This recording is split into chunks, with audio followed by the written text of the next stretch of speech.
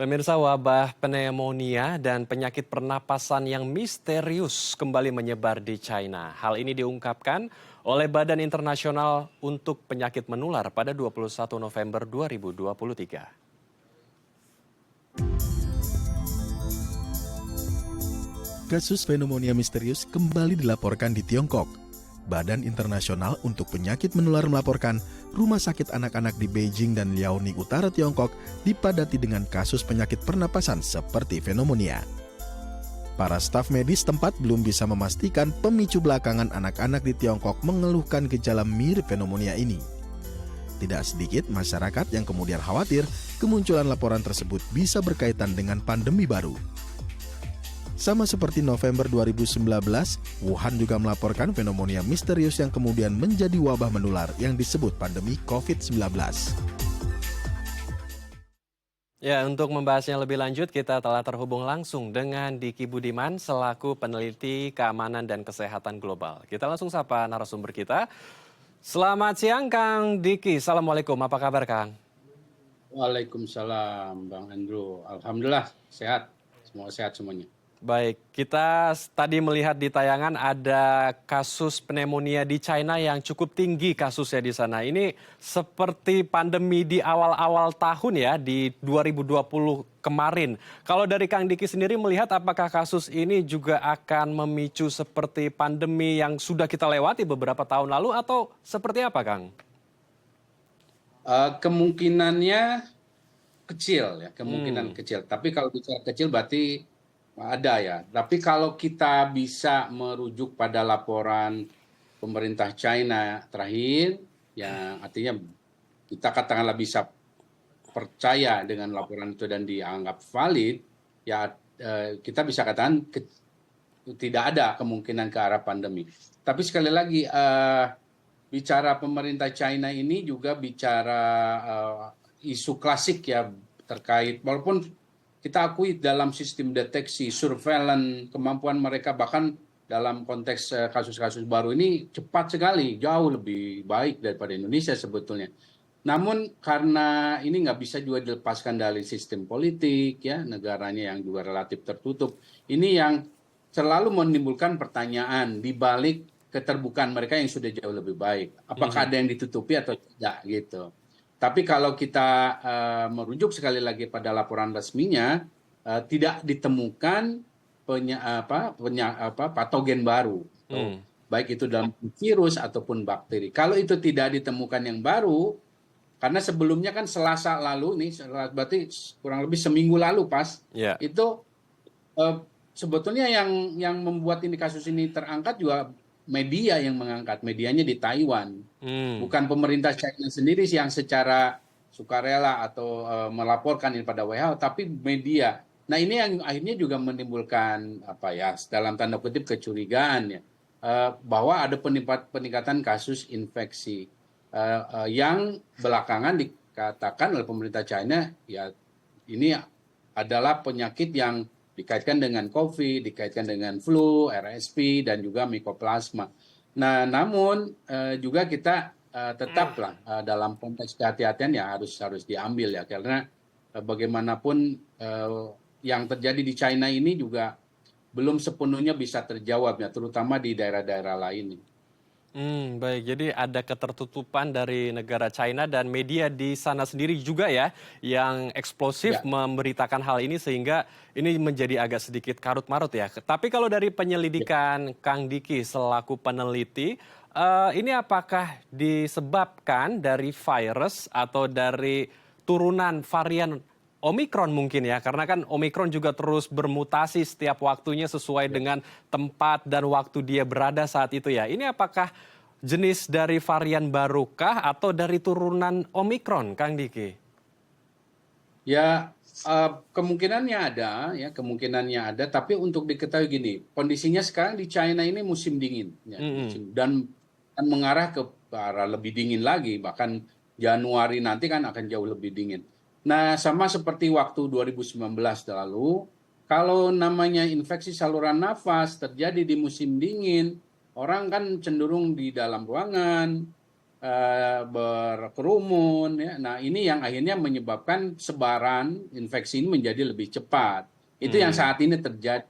Ditambah lagi kalau itu terjadi pada kelompok anak, ya pertama anak itu ya senangnya juga rame-rame kan, main dan lain sebagainya. Di sisi lain kondisi anak juga termasuk yang kelompok yang rawan, berisiko ya, mudah terinfeksi. Nah, ini yang akhirnya juga membuat kasus ini menyebar dengan cepat. Ditambah lagi kemungkinan ya, ini salah satu teori saya, kemungkinan juga banyak dari mereka yang belum secara penuh mendapatkan vaksinasi primernya gitu, atau boosternya, atau ini juga adalah dampak dari dua hal. Pertama, sebagian dari mereka belum pernah terinfeksi COVID ya, yang membuat, karena ini salah satu yang menyebabkan kasus ini meningkat juga dikaitkan dengan infeksi SARS-CoV-2 yang menyebabkan penyakit COVID gitu. Nah, mereka banyak belum terinfeksi ya. Ini sekarang karena kan China waktu hampir 3 tahun pandemi strict banget ya, lockdownnya dan lain sebagainya. Ini yang disebut dengan namanya hutang imunitas gitu, atau dev immunity. Jadi hutang imunitas ini karena sebagai kelompok masyarakatnya ada yang belum punya imunitas, entah belum karena divaksin atau belum karena terinfeksi. Nah, ini yang juga dialami. Kedua, sebaliknya juga sebagian dari anak ini atau bahkan pada dewasa pernah terinfeksi COVID. Bahkan mungkin lebih dari 1 kali, yang membuat kondisi tubuhnya lebih rentan. Karena lebih dari 100 riset di dunia itu membuktikan, artinya kalau 100 riset atau paper ilmiah, ya artinya sudah valid banget bahwa kalau terinfeksi COVID apalagi lebih dari 2 kali, itu terjadi gangguan sistem pertahanan tubuh sehingga dia mudah terinfeksi oleh beragam penyakit saluran nafas lain. Nah, ini yang saat ini saya duga terjadi di China saat ini gitu. Di selain tentu sebagaimana laporan juga dari pemerintah China, kasus infeksi RSV, adenovirus, influenza, Mycoplasma pneumonia juga meningkat gitu. Jadi ini banyak penyebab, banyak faktor yang menyebabkan kasus ini terjadi. Walaupun sekali lagi saya masih menyisakan kewaspadaan lah, jangan dengan kecurigaan ya, kewaspadaan terkait apakah itu memang ada potensi patogen lain, atau jangan-jangan ada yang tadi sampaikan Bang Andrew, satu strain baru yang memang juga lebih efektif misalnya, seperti itu. Baik, jadi memang harus tetap diwaspadai ya. Tetapi tadi yang Kang Diki sempat jelaskan bahwa ada utang imunitas yang mungkin terjadi sehingga kasusnya meningkat begitu tinggi ya, terutama pada anak-anak, Kang Diki. Karena saya juga sempat meriset beberapa berita di media online bahwa banyak anak-anak di negara China yang terkena oleh pneumonia ini di sana. Apakah memang karena imunitas anak-anak di sana masih rendah, dan seperti yang Kang Diki tadi sudah jelaskan bahwa anak-anak di sana belum lengkap untuk imunisasinya sehingga ketika COVID sudah mereda masih ada sisa-sisa patogen yang kemungkinan akan menyerang anak-anak sehingga anak-anak di sana terkena secara masif begitu ya, dan di sana rumah sakit akhirnya kewalahan, Kang Diki. Ya, itu juga yang menjadi penyebab. Jadi peningkatannya hampir 6% sebetulnya ya. Tapi ingat, bicara daerah yang terdampak ini ya, adalah China Utara, dan untuk diketahui ya, tingkat kesadaran ya di daerah yang relatif maju-maju ya seperti Beijing ya, ini untuk membawa anak, apalagi kalau bicara anak ya, kecenderungan di semua negara, apalagi negara Asia ya, anak sakit itu pasti dikit aja datang ke rumah sakit. Ini juga yang bisa menjadi penjelasan di balik fenomena ini. Karena sebetulnya gejalanya itu tidak ada batuk, tidak nyeri nelan, ini tidak terlalu signifikan, bahkan sesak pun sebetulnya tidak ada ya. Yang ada itu adalah demam sangat tinggi. Tapi bicara demam tinggi pada anak rewel, itu yang membuat orang tua akan cenderung ya akan membawa ke fasilitas kesehatan. Jadi ini juga yang menjelaskan di balik kondisi peningkatan kunjungan atau rawatan di rumah sakit. Nah, selain itu yang menjelaskan juga masalah rawatan rumah sakit yang meningkat karena gini, Mycoplasma pneumonia atau influenza ya, itu sebetulnya infeksi saluran nafas yang umum terjadi pada anak, apalagi musim dingin di negara-negara hemisfer atas ini, Mhm, itu umumnya tidak mengharuskan atau membuat anak itu ke rumah sakit. Karena mhm, biasanya bisa diterapi dengan antibiotik kalau Mycoplasma karena bakteri dia, atau bisa diterapi secara simptomatis di rumah gitu ya, atau rawat jalan. Nah, kondisi saat ini berbeda.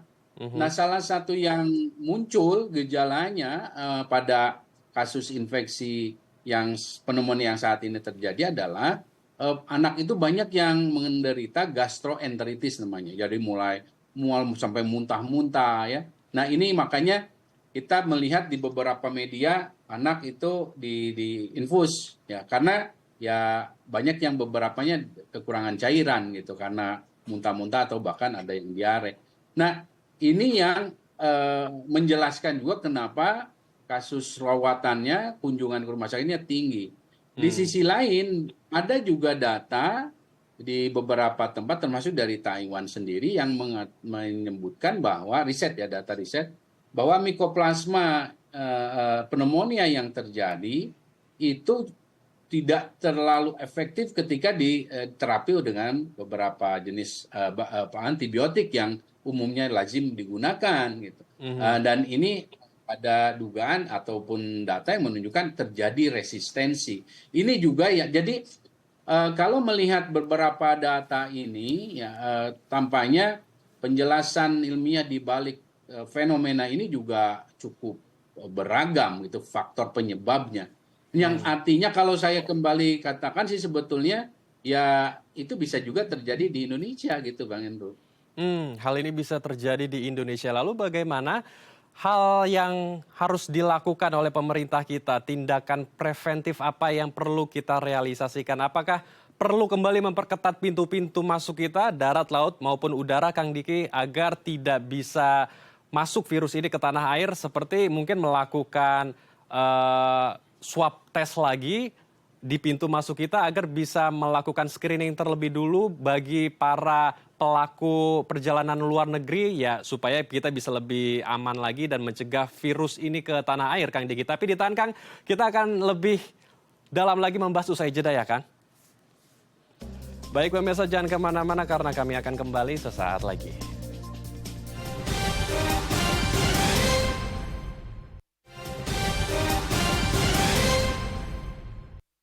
Terima kasih pemirsa Anda masih bersama kami di Halo Indonesia. Kita akan lanjutkan diskusi hangat kita bersama dengan Diki Budiman, peneliti keamanan dan kesehatan global, masih membahas seputar tentang pneumonia di China yang menyerang anak-anak. Kang Diki, agar kita juga tidak masuk ya wabah atau virus ini ke Indonesia, apakah pemerintah kita juga perlu memperketat pintu-pintu masuk kita dari darat, laut, ataupun udara agar bisa mencegah pneumonia ini pada anak-anak kita di tanah air, Kang Diki? Ya, sebetulnya pesan penting dari apa yang dialami oleh China atau terjadi di China adalah kita nggak bisa tidak belajar dari pandemi ya Pak COVID-19. Dalam konteks apa? Dalam konteks selalu memperkuat pintu masuk negara ya, Hmm, baik darat, laut, udara gitu.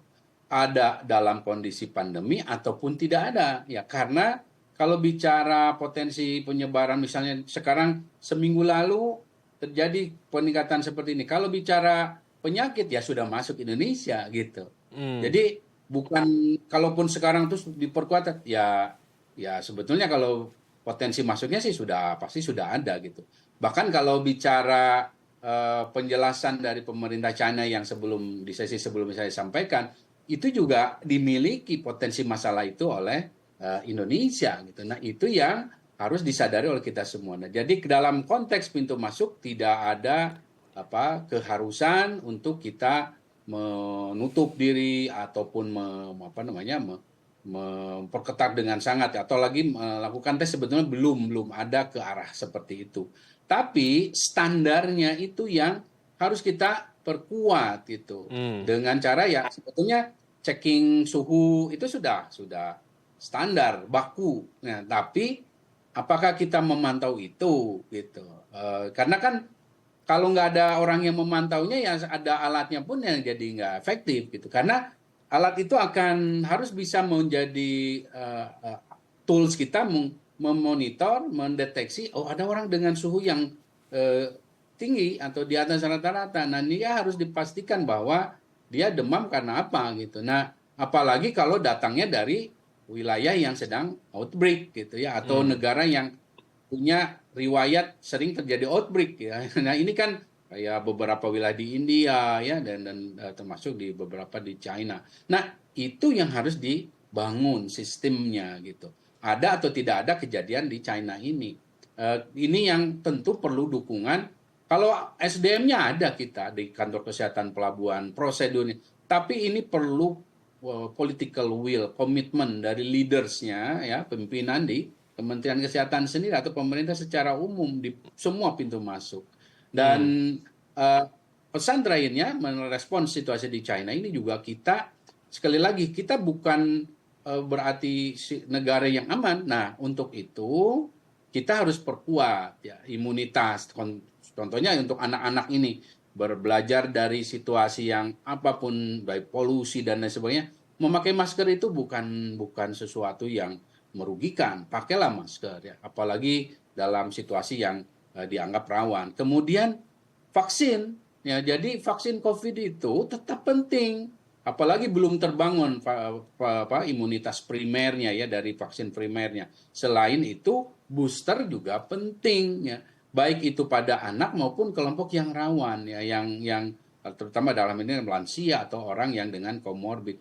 Jadi ini yang harus di refresh lagi ya, karena sekarang ini banyak orang termasuk pemerintahnya itu udah selesailah COVID. Padahal ya, apa yang terjadi di China ini adalah pengingat kita, COVID nggak bisa dianggap enteng. Dia menurunkan imunitas masyarakat yang apalagi terinfeksi berkali-kali. Belum lagi ada potensi lain, dia berpotensi bahkan bisa menyebabkan kanker, bisa menyebabkan gangguan-gangguan kualitas kesehatan lainnya. Nah, ini yang harus dilakukan. Dan secara umum ya, masyarakat berperilaku hidup bersih, sehat di segala aspek ini menjadi penting. Kita sekali lagi saya ingatkan, hidup di era yang memang sudah jauh lebih rawan terdampak wabah yang beruntun, karena memang ini masa di mana dunia ini atau planet ini memang makin rawan. Baik, jadi harus tetap waspada ya, dan pandemi COVID-19 ini mengajarkan kita banyak sekali hal untuk menjaga kesehatan ya, dan vaksinasi juga menjadi hal yang penting, dan PHBS, perilaku hidup bersih dan sehat, juga harus menjadi sebuah rutinitas dari daily life kita, dari kehidupan kita sehari-hari. Tadi juga Kang Diki juga menyinggung bahwa untuk bisa mencegah harus adanya seperti testing dan tracing ya, surveillance terutama bagi PPLN, pelaku perjalanan luar negeri yang dari negara-negara outbreak seperti China yang saat ini sedang terjadi kasusnya cukup tinggi. Apakah testing, tracing, dan surveillance ini memang harus dilakukan meskipun ya dikatakan kita masih jauh lah dari kasus yang ada di China. Tetapi apakah harus dilakukan saat ini juga, Kang Diki, agar kita ada tindakan dini untuk mencegah hal itu meluas kepada anak-anak kita?